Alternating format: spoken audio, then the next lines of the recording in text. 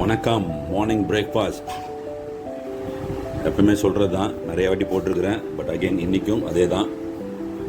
பழைய சாதம், ஐஸ் பிரியாணி ரொம்ப ரொம்ப ரொம்ப நல்லதுங்க.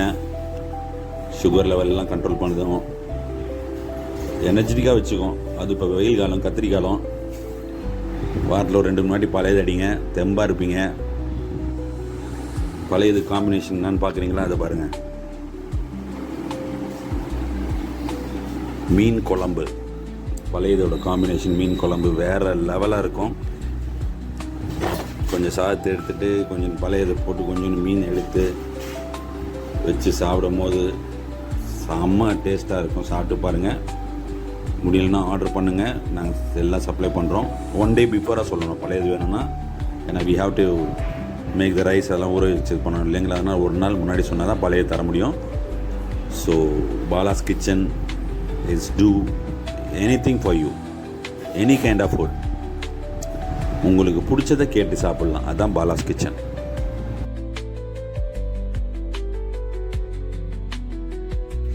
சிக்கன் ஒயிட் குருமா வேறு லெவலாக இருக்கும்.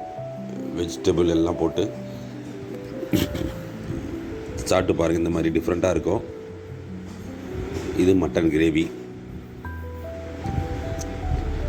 லஞ்சுக்கு இது கேட்டிருந்தாங்க பாலாஸ் கிச்சனில். Mutton gravy with chicken white kurma பாருங்கள், வேறு லெவலாக இருக்கும்.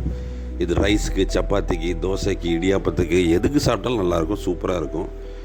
ஸோ வித் தோசை, இது வந்து இன்றைக்கி தோசைக்கும் இதுக்கும் கேட்டிருந்தாங்க. கல் தோசை மாதிரி நல்லாயிருக்கும், சாப்பிட்ற செமையாக இருக்கும். இது ஒரு 60 பேருக்கு ஆர்டர் பண்ணியிருந்தாங்க. So purely home food without any preservative item, எதுவுமே கிடையாதுங்க. வீட்டில் பண்ணுறது தான். மெஸ்ஸோ ஹோட்டலோ கிடையாது, ஏற்கனவே சொல்லியிருக்கிறேன். Only on pre order basis. இது வெஜிடபிள் தோசை எல்லாம் பண்ணுறோம். தேங்க்யூ.